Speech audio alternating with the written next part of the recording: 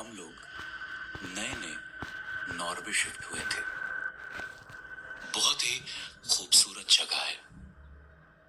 नए लोग, नया शहर, सब कुछ बहुत अच्छा था। वहां जाकर एडजस्ट होने में कुछ समय लगा। हमारा घर खास टाउन में था जहां भीड़ भाड़ रहती है। गाड़ियों का शोर हर समय मेरे कमरे में आता था, जिसकी वजह से मेरी नींद डिस्टर्ब रहती थी। किसी तरह 6-7 महीने गुजरे। मैं बार बार अपने पति से कह रही थी कि घर चेंज करते हैं, मगर वो टाल देते थे। तभी ऊपर वाले ने मेरी सुन ली। मेरे सास ससुर का प्रोग्राम नॉर्वे आने का बना। मैंने मौके का फायदा उठाया और पति पर घर चेंज करने का दबाव बनाया। 5-6 घर देखने के बाद एक घर जो कि शहर से बाहर था पसंद आया। घर थोड़ा सा पुराना जरूर था, मगर बड़ा और शांत जगह पर था। मैंने घर बड़े दिल से सजाया ताकि सासू माँ को इम्प्रेस कर सकूं। घर शिफ्ट करने के तुरंत बाद ही मेरे पति को सिर में दर्द रहने लगा। जब दर्द ज्यादा होता तो वो मेडिसिन ले लेते। इसी बीच मुझे भी अकारण बुखार आने लगा। ना तो मेरा गला खराब था, ना ही पेट खराब था और ना ही जुकाम था, लेकिन फिर भी हरारत रहती थी। ऊपर से हमारे नए घर में मोबाइल के सिग्नल नहीं आते थे। अगर बात करनी हो तो घर से बाहर जाकर ही बात हो पाती थी, या फिर मोबाइल को खिड़की के पास रखना पड़ता था ताकि अगर कोई फोन आए तो पता चल सके। पूरा घर सेट हो गया था और मेरे सास ससुर भी आ गए थे। हम लोग उनको लेने एयरपोर्ट गए थे। बच्चे भी उनके आने से बहुत ही खुश थे। जब हम लोग एयरपोर्ट से वापस घर आए तो देखा घर के आसपास पॉलिथीन और कचरा पड़ा है। मुझे ये अच्छा नहीं लगा और मन में थोड़ी शर्मिंदगी भी हुई कि सास क्या सोच रही होंगी। लेकिन मुझे ये भी समझ नहीं आ रहा था कि इतना कचरा आया कहां से। मैंने पति को दिखाया तो वो बोले तेज हवा चली होगी, इसी वजह से कचरा उड़कर आया होगा, या फिर कोई पड़ोसी डाल गया होगा। चलो कोई नहीं सोच के मैं अंदर आ गई। सबको चाय नाश्ता सर्व किया और बातें होने लगी। सासू माँ ने हम सबको गिफ्ट्स दिए और हम सब ने खाना खाया और फिर सोने के लिए लेट गए। मैं अपने बेडरूम में आ गई। बच्चे सो गए थे। पति से 2-4 बातें की और मैं भी सोने की कोशिश करने लगी। पता नहीं क्यों मुझे नींद नहीं आ रही थी। मैंने सोचा थोड़ा टीवी ही देख लूं, फिर जब नींद आएगी तो वापस आ जाऊंगी। जब मैं टीवी वाले कमरे में गई तो मुझे लगा मेरे पीछे कोई है। मैंने दीवार पर छाया भी देखी। मुझे लगा कि पति होंगे, क्योंकि जब मैं रात को कभी टीवी देखने जाती थी तो वो भी आ जाते थे और मैं उनके बोलने का इंतजार करने लगी। मैंने पलट के देखा तो कोई नहीं था। मुझे हैरत हुई कि पति कहां गए। अभी तो मैंने कमरे में किसी की छाया देखी थी। मैं वापस अपने बेडरूम गई तो देखा पति जी तो खर्राटे लेकर सो रहे थे। मैंने सास ससुर को भी देखा, वो लोग भी सो रहे थे। मैं कंफ्यूज होकर वापस कमरे में आकर सो गई। सुबह जब उठी तो देखा पति जाग गए हैं और अपने माँ पापा के कमरे में हैं। मैं उनको गुड मॉर्निंग विश करने कमरे में गई तो कमरे में पति परेशान नजर आ रहे थे।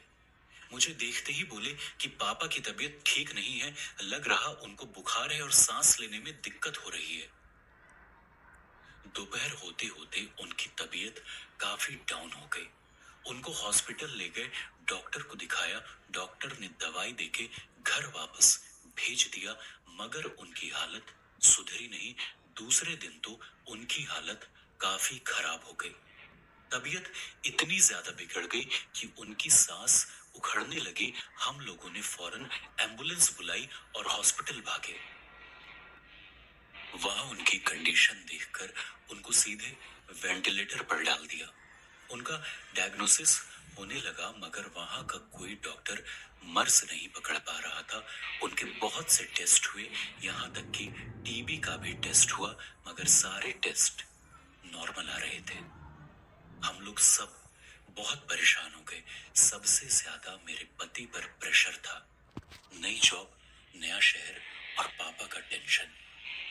इलाज के नाम पर हॉस्पिटल में सिर्फ नींद के इंजेक्शन दिए जा रहे थे, क्योंकि उनकी कोई बीमारी ही डायग्नोज नहीं हो पा रही थी। घर में हम दोनों को प्रॉब्लम चल रही थी। अब बच्चों को भी परेशानी होने लगी। दोनों बच्चों को बुखार रहने लगा। मैं इन सब परेशानियों में बुरी तरह उलझ गई थी। समझ में नहीं आ रहा था किया क्या जाए। ससुर का यहाँ कोई हेल्थ इंश्योरेंस भी नहीं था और इलाज बहुत महंगा था। एक दिन मुझे एकदम ख्याल आया कि जब से हम लोग इस घर में शिफ्ट हुए हैं, तब से ही परेशान हैं। मानसिक शांति हम लोगों को यहाँ मिल ही नहीं। फिर मैंने कड़ियां जोड़ी कि कैसे आने के बाद पहले पति फिर मैं बीमार हो गए थे, और इतनी परेशानियां सिर्फ 1 महीने के अंदर ही हुई थी। हम लोग हर तरह से डिस्टर्ब थे, मेंटली, फिजिकली और फाइनेंशियली भी। मैंने ये बात अपने पति से शेयर की तो उन्होंने भी इस बात को माना। घर में भी कुछ अजीब बातें हुई। कभी लगता छत पे कोई भाग रहा है, कभी लगता कि किचन में बर्तन गिर रहे हैं, मगर जब किचन में जाओ तो सब ठीक मिलता था।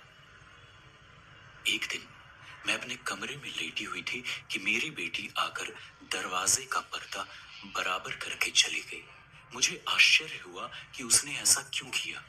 मैंने उसे बुलाकर पूछा तो उसने मुझे बताया कि वो सामने लिविंग रूम के सोफे पर बैठी खेल रही थी कि एकदम से उसकी नजर मेरे कमरे में गई तो उसने देखा एक बहुत गोरी, लंबे बालों वाली आंटी मिरर के सामने खड़ी थी, जो कि फौरन ही गायब हो गई।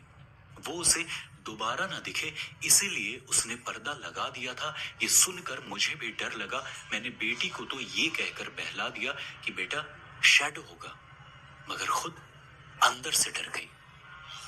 मैंने ये सब बातें अपने कजिन, जो कि इंडिया में थी, उसको बताई।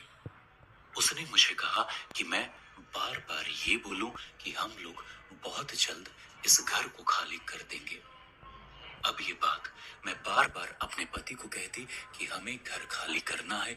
मेरे पति भी कहते कि उन्होंने घर ढूंढना शुरू कर दिया है। उधर 20-21 दिन से हॉस्पिटल में वेंटिलेटर पर मेरे ससुर को हॉस्पिटल वालों ने ये कहकर डिस्चार्ज किया कि वो अब कुछ नहीं कर सकते। मेरे पति की काफी भाग दौड़ के बाद एक बहुत महंगा हॉस्पिटल, जो कि दूसरे शहर में था, मेरे ससुर के इलाज के लिए तैयार हुआ। उनको वहां एडमिट करा दिया गया। हम लोग कोशिश कर रहे थे कि उनको इंडिया ट्रांसफर कर दें, मगर किसी सीरियस पेशेंट को ट्रांसफर करने के लिए एयरलाइंस काफी शर्तें रखता है, जैसे कि ऑक्सीजन सिलेंडर हो और साथ में डॉक्टर और नर्स भी हो। सिलेंडर का तो इंतजाम फिर भी हो जाए, मगर साथ जाने वाला डॉक्टर कहां से लाएं?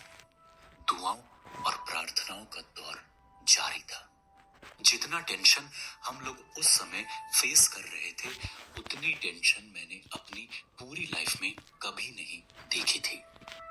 सासू जी भी कुछ ठीक महसूस नहीं कर रही थी, पर हमारी परेशानी और ना बढ़े इसलिए कुछ कहती नहीं थी। मेरे पति पहले ऑफिस, उसके बाद दूसरे शहर पापा को देखने जाते थे, जो कि 150 किलोमीटर दूर था और लेट नाइट वापस आते। दूसरे शहर जाते ही इतना जरूर हुआ कि ससुर जी पे दवाई इफेक्ट करने लगी। 1 हफ्ते के बाद उनको वेंटिलेटर से हटा लिया गया और रूम में शिफ्ट कर दिया गया। वो लगभग 1 महीने वेंटिलेटर पर रहे। उनकी कंडीशन इंप्रूव हो रही थी। थोड़े दिन बाद वो इतने ठीक हो गए कि डॉक्टर ने सफर की अनुमति दे दी। हम लोगों ने ये निर्णय लिया कि उनको वापस हमारे शहर ना लाएं और उसी शहर से उनको वापस भेजें। मेरे पति का साथ आना जरूरी था क्योंकि वो इतने भी ठीक नहीं थे कि अकेले सफर कर सकते। मेरे पति सासू जी को साथ लेकर चले गए। अब मैं बच्चों के साथ अकेली थी। दिन में तो डर नहीं लगता मगर रात में बहुत लगता था। मैं बच्चों को लेकर सड़क के पास वाले कमरे में सोती थी। रही सही कसर एक रात लाइट जाने से पूरी हो गई। उस रात पूरे टाइम घर के बाहर बैठी रही। दूसरे दिन पति को वापस आना था कि एक और मुसीबत हो गई। मेरे पति की ट्रेन लेट होने की वजह से नॉर्वे की फ्लाइट मिस हो गई। अब एक दिन मुझे और अकेले रहना था। मैं बच्चों को लेकर पार्क चली गई। वहां मेरी मुलाकात एक इंडियन लेडी से हुई। उससे मेरा हाय हेलो हुआ। उसने मुझसे पूछा कि कहाँ रहती हो। मैंने उसको अपने घर का लोकेशन बताया तो उसके मुंह से अचानक निकला वो मनहूस घर। ये सुन के मैं और डर गई। मैंने उससे पूछा कि उसने ऐसा क्यों कहा। उसने मुझे बताया कि एक तो वो घर वास्तु के हिसाब से ठीक नहीं है। वो साउथ फेसिंग घर है और ये घर लगता भी कुछ पुराना और डरावना सा है और यहाँ एक हादसा भी हो चुका है। आप तो वो घर खाली कर दो। मैं डरते हुए घर वापस आई। पति के आने के फौरन बाद हम लोगों ने वो घर खाली कर दिया। आज भी जब मैं उस घर की तरफ से निकलती हूँ तो वो घर मुझे सच में मनहूस सा लगता है।